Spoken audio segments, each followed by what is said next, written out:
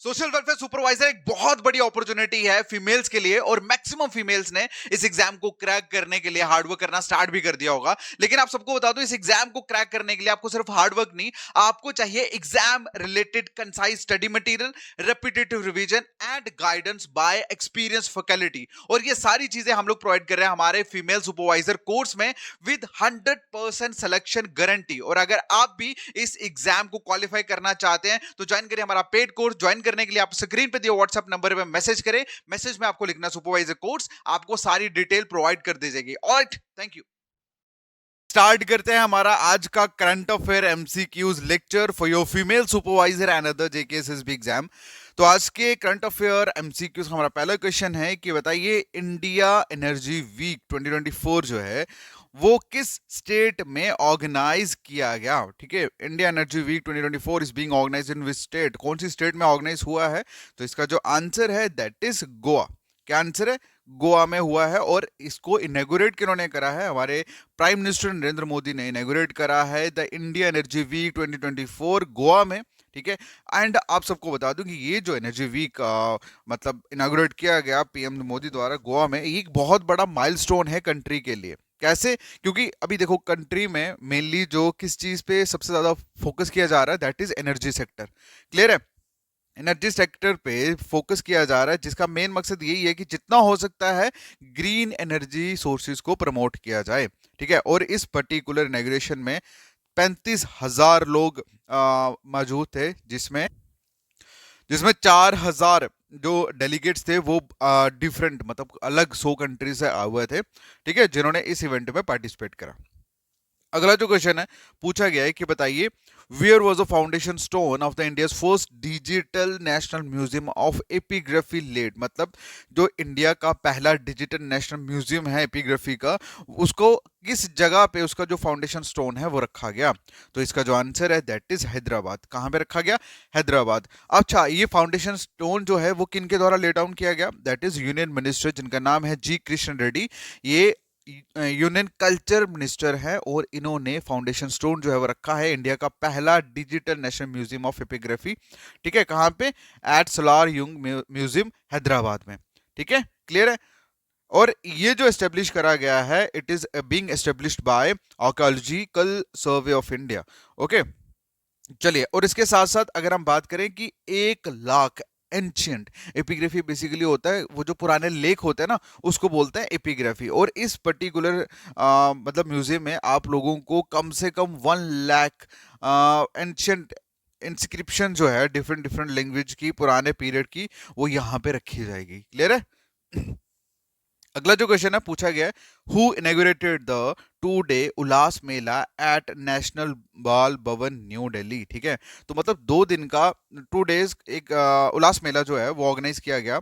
कहाँ पे? National Bal Bhavan new Delhi में। तो इनको मतलब इस पर्टिकुलर उल्लास मेले को इनॉग्रेट किन्होंने किया है, ये क्वेश्चन में पूछा गया है। तो इसका जो आंसर है दैट इज धर्मेंद्र प्रधान। आप धर्मेंद्र प्रधान कौन है? ये बेसिकली यूनियन एजुकेशन मिनिस्टर है। ओके, इन्होंने इनॉग्रेट करा है 2 day Ullas Mela at national Bal Bhavan new Delhi में। ओके, और जितने और एजुकेशन जो डिपार्टमेंट जो है एजुकेशन, स्कूल एजुकेशन और लिटरेसी द्वारा, क्या नाम है इनका? Ministry of education is big organise this programme. Clear है? डन।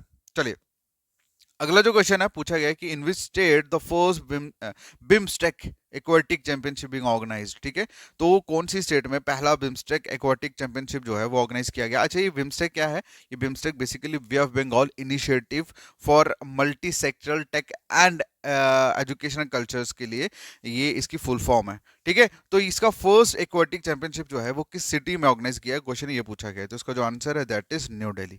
कहाँ पे? न्यू दिल्ली में किया गया है। ओके, और अच्छा, इसकी इनॉग्रेशन किन्होंने की है? इन्होंने इनकी इस पर्टिकुलर बिम्स्टेक इक्वालिटी चैंपियनशिप की इनॉग्रेशन जो है वो central youth programme and sports minister Anurag Singh Thakur ने इसको इनॉग्रेट करा है। क्लियर? और ये बेसिकली 6 फेब से लेकर 9 फेब तक रहेगा। अच्छा, एक चीज और मैं बताऊं, बिम्स्टेक जो मैंने आपको फुल फॉर्म बताई, bay of Bengal initiative for multi sectoral tech and educational culture, ये एस्टेब्लिश हुआ था 1977 में, 1997 में, सॉरी। ठीक है, 1997 में। और इस पर्टिकुलर ग्रुप में अराउंड 7 कंट्रीज हैं, जिसमें Bangladesh, Bhutan, India, Nepal, Sri Lanka, Myanmar and Thailand आता है। क्लियर है? याद रखना है इसको। अगला जो क्वेश्चन है पूछा गया है कि मेरा गांव मेरी धरोहर, ठीक है, मेरा गांव मेरी धरोहर प्रोग्राम जो है वो किस मिनिस्ट्री का इनिशिएटिव है, किस मिनिस्ट्री ने ये इनिशिएटिव स्टार्ट किया है? तो इसका जो आंसर है that is ministry of culture. क्या आंसर है? Ministry of culture. अच्छा, इस पर्टिकुलर प्रोग्राम के अंदर हो क्या रहा है? Ministry of culture basically prepare कर रही है मैपिंग एंड डॉक्यूमेंटेशन जितने भी विलेजेस हैं अंडर मेरा गांव मेरी धरोहर के अंदर, ठीक है। ये बेसिकली मेरा गांव मेरा धरोहर ये एक प्रोग्राम है और इस प्रोग्राम के अंदर जितने भी विलेजेस हैं उन सबकी मैपिंग और डॉक्यूमेंटेशन जो है वो करी जा रही है, ठीक है। अच्छा, ये जो नेशनल मिशन जो है, मतलब ये जो मिशन है ऑन कल्चरल मैपिंग, ये किसके साथ मिलके मतलब रन किया जा रहा है? In coordination with Indira Gandhi national centre, ठीक है, for art under the ministry of culture, ठीक है। सो दैट्स वाई यहां लिखा है कि कौन सी मिनिस्ट्री ने इनिशिएट किया है इसको, that is ministry of culture द्वारा इनिशिएट किया गया। ओके, अगला जो क्वेश्चन है पूछा गया है कि बताइए in which state assembly was the uniform civil code introduce recently, मतलब कौन सी स्टेट असेंबली ने यूनिफॉर्म सिविल कोड को इंट्रोड्यूस करा है रिसेंटली? तो इसका जो आंसर है दैट इज उत्तराखंड। अब उत्तराखंड के चीफ मिनिस्टर पुष्कर सिंह धमी ने बेसिकली प्रेजेंट किया है civil code. Civil code basically क्या होता है? देखो, ऐसे तो अगर हम देखें तो बहुत सारे वेरियस लॉज हैं हमारे इंडिया में। क्यों? क्योंकि बहुत सारे डाइवर्सिटीज आपको देखने को मिलते हैं, लेकिन uniform civil code, uniform word से आपको पता लग जाएगा कि एक ऐसा यूनिफॉर्म लॉ जो एनफोर्स होता है सभी पे irrespective of their religion caste, ठीक है। तो फर्स्ट जो मतलब स्टेट जो है दैट इज उत्तराखंड, जिन्होंने प्रेजेंट करा है यूनियन यूनिफॉर्म सिविल कोड को असेंबली में, ठीक है, क्लियर। और ये फिर उसके बाद नाउ ये जो बिल है ये सेंड किया गया गवर्नर को and after that it pass, and जब ये पास हो गया then become a law, clear. और वहीं पे मतलब इसके साथ उत्तराखंड जो है वो पहली स्टेट जो है वो बनी है कंट्री की जिन्होंने इम्प्लीमेंट भी कर दिया है, ठीक है, यूनिफॉर्म सिविल कोड को फाइनली। मतलब ये जो बिल मतलब पास हुआ, देन उसके बाद ये लॉ बना एंड फाइनली उत्तराखंड जो है वो अब फर्स्ट स्टेट बन चुकी है कंट्री जिन्होंने इंप्लीमेंट कर दिया है यूनिफॉर्म सिविल कोड। और आप सबको बता दूं, मोस्ट इंपॉर्टेंट है भाई, याद रखना, ये क्वेश्चन एग्जाम में पूछा जा सकता है, ठीक है। अच्छा, एक चीज और मैं आपको बताना चाहता हूँ, ये जो ड्राफ्टिंग थी इस यूनिफॉर्म सिविल कोड की, ये प्रिपेयर की गई है on the basis of report of justice Ranjana Desai committee, ठीक है। रंजना देसाई कमेटी, बेसिकली रंजना देसाई जो थी justice Ranjana Desai basically head कर रही थी कमेटी को जब ये सारे यूनिफॉर्म सिविल कोड जो है इसकी ड्राफ्टिंग जब चल रही थी, ठीक है। तो it's a most important question, याद रखना इसको। अगला जो क्वेश्चन है पूछा गया कि how many air routes are currently being operated in the country under RCS UDAN scheme, ठीक है। ये आरसीएस उड़ान स्कीम के अंदर बताइए कितने एयर रूट जो है वो करंटली ऑपरेट हो रहे हैं कंट्री में, ये क्वेश्चन में पूछा गया है। तो इसका जो आंसर है दैट इज 519, ठीक है। कितना है? 519। चलिए, अगला जो क्वेश्चन है पूछा गया है कि बताइए which state government recently launch operation smile X to rescue child labourers, ठीक है। मतलब कौन सी स्टेट ने एक ऑपरेशन जो है वो लॉन्च करा जिस ऑपरेशन का नाम था ऑपरेशन स्माइल एक्स, ठीक है।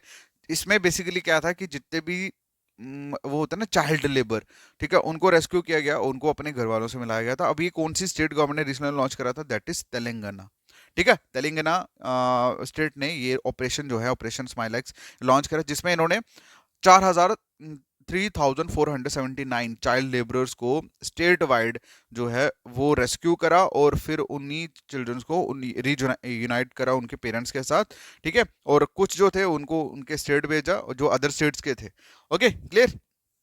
चलो, मतलब थ्रू आउट द ऑपरेशन अगर हम बात करें तो 2947 बच्चों को उनके पेरेंट्स के साथ मिलाया गया और this was the this was the initiative actually and operation that was launch by Telangana, clear है, बस इतना समझ लो। नेक्स्ट जो क्वेश्चन है पूछा गया what is the theme of world cancer day. World cancer day की थीम क्या है 2024 की? That is close the care gap. क्या है? Close the care gap, most important, याद रखना, ठीक है। ये क्वेश्चन इंपॉर्टेंट है।